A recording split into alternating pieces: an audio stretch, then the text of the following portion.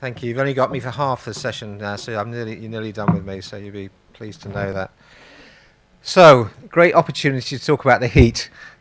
Here, it's great to do it in the right environment. Trying to do this in the cold and whatever of the UK is much more difficult to convince people that it's important. Why is it important? Well, athletes will tell you it's about impairing performance, and the physicians will tell you about is the heat illness and managing those people that collapse. So we come from slightly different aspects, but it's really important for both issues. And so what I'm going to do for the first part of the talk is just talk about some of the issues around thermoregulation, particularly for people with an impairment, and then Sebastian's going to talk about some of the strategies that you can use in terms of acclimatization and cooling strategies to help prevent this occurring, to help maintain performance and reduce heat illness. So to lose heat, there's 4 ways that we do that from the skin: through radiation, convection, evaporation and conduction.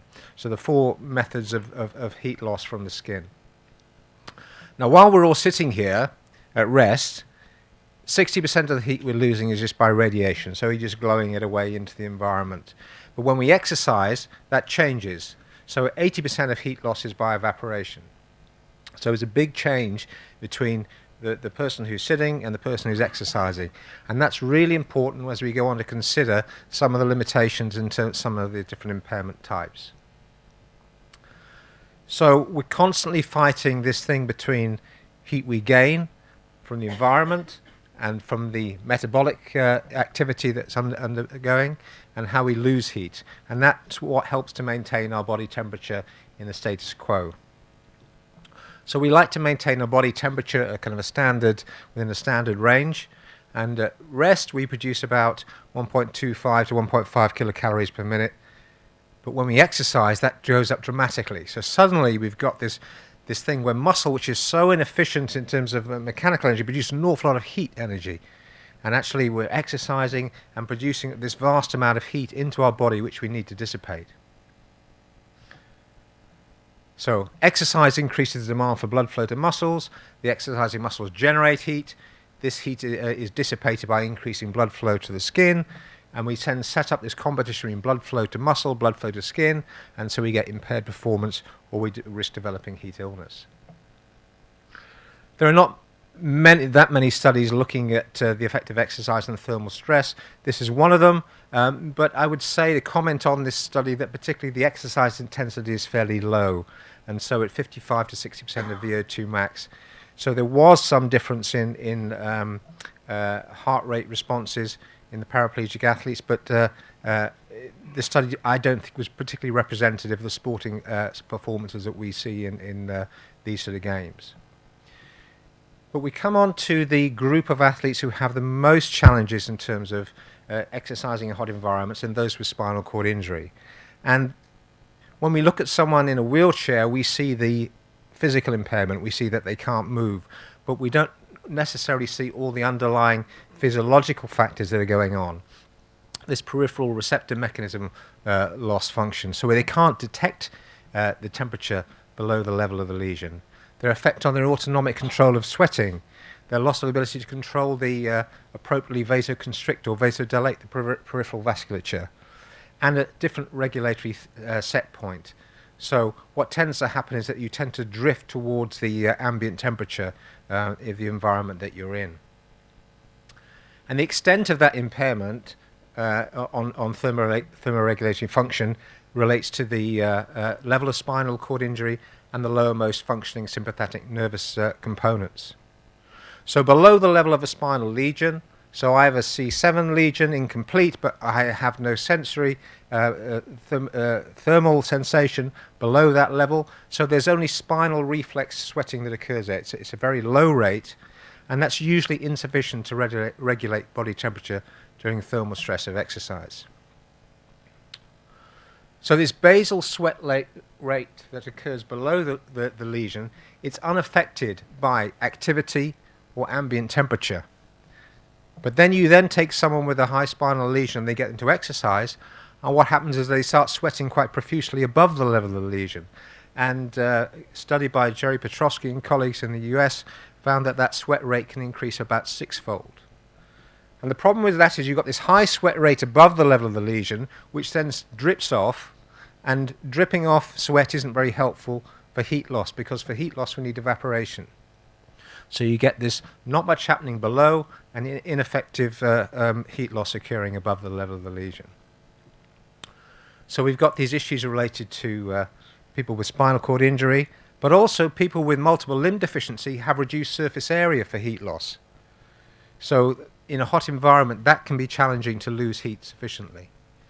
And also there can be problems with monitoring your hydration status or just accessing fluid. So with a visual impairment, we used to teach our athletes about monitoring hydration to look at urine colour, and if you can't see what colour your urine is, you need quite a good friend to be able to say, could you just have a look at my pee and tell me whether it's dark or not. You need, if you're going to use daily weight, looking at weight loss on a daily basis to look at hydration status, you need to have scales that someone with a visual impairment can maybe have talking scales or whatever. So you need to think around things, how people with severe care needs access fluids and so on. So there are other issues that Paralympic athletes have. And we need to think about hydration, looking at how we maintain the balance of water within the body between the daily water input and the daily water output. So exercising in the hot weather, the output increases, and we need to try and shift that balance. So what I'm going to just talk about is a little study that we did looking at how that impact of exercise and being in a hot environment can have an effect on a Paralympic athlete. What happens is when we exercise, our sweat rates increase, and their sweat rates have been seen in some able-bodied athletes as up to 3.7 litres per hour. I think the highest recorded sweat rate from marathon pre to post was in Alberto Salazar of nearly 4 litres per hour. And we can only replace that fluid at a certain rate, and that's largely determined by the rate of gastric emptying. So in our body, we turn over water, and that's between the balance between the stimulus for thirst and urine output, producing a daily turnover in our body of water. And that's influenced by various factors, the physical activity, the environment, but also losses in the gastrointestinal tract. So if we can monitor that, we can look at how someone is adapting to exercising in a hot environment. This is a study that we did in the mid-90s, looking at a group of athletes who went to Florida for training, and the majority of them had spinal cord-related disability, but there were a couple of visually impaired athletes as well. And what we did is after they arrived in this environment, we gave them deuterium oxide, which they ingested, and we collected samples of urine over the next 6 days, and we recorded fluid input and urine output. And this was quite fun, that every athlete had a little measuring jug, and they had to record their urine output every time they went. And if anyone in the group challenged another athlete, if they didn't have their jug with them in their rucksack, they were penalised, and there was a fine for that. So we got the group to work together to make sure they were all doing it. And then we analysed the samples using infrared spectrophotometry. It's a very simple technique, relatively inexpensive, and from that we can calculate water turnover and non-renal loss. So this is just a graph showing decay in the D2O values in urine for these subjects over time. And this shows the water turnover in litres per day for these subjects, and showing this is all above the standard normal ranges reported in the literature. But to come on to this water turnover comparative data, if you look at the standard physiology textbooks, they would talk about 2.5 to 3,000 litres per day. And John Leeper from Aberdeen had done a study in sedentary subjects in a neutral environment and showed just over 3 litres per day, and in exercising 4,600 mils per day. And our subjects training in a hot environment exceeded that at 4.7 litres per day in water turnover. And we looked at non-urine loss, that's loss through sweat and through breathing. We could see that there were significant non-urine losses in these subjects. And again, if we look at that in relation to standard data, the standard data suggests the mean non-urine loss is about 1,000 mils per day, and yet the athletes with spinal cord injury exercising in that hot environment had twice that, and for the judo players it was 3 times that. So there are significant amounts of fluid loss by Paralympic athletes exercising in a hot environment. So the fact that although they had a spinal cord injury which was affecting their sweat rates, it was still higher than we had previously thought.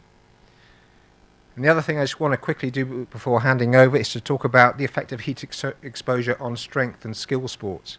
Because we often talk about endurance, but we forget about those sports where the skill and the power is really important.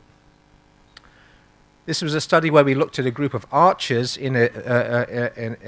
which involved strength and skill, and we looked at their target shooting and their scores every 5 minutes during a period of exposure to 3 different tests. One was for 2 hours in a temperature of 22 degrees, 40% humidity, and we gave them 200 mils of plain water every 30 minutes. For the other one, we heated up the temperature to 33 degrees Celsius, 70% humidity, and we gave them fluid. And for the last trial, we gave them the same environmental conditions but no fluid. I'll skip through that one, just changing body weight. So if we look at this, those when they didn't have the fluid replacement, we can see how they lost weight over that period of time, while those ingesting the fluids managed to maintain it. And their heart rate increased for those who didn't have the fluid. But also, most importantly for athletes over time, the scores that they were able to achieve deteriorated without fluid replacement. So competing in a hot environment without fluid impacted on their ability to perform their archery to the same degree. So before I hand over, exercise in heat is a challenge for all athletes, but there are specific challenges for para-athletes with specific impairments. Maintaining hydration, controlling core temperature can be very challenging. So we need strategies to prevent, monitor, detect, and unfortunately, if necessary, to treat them.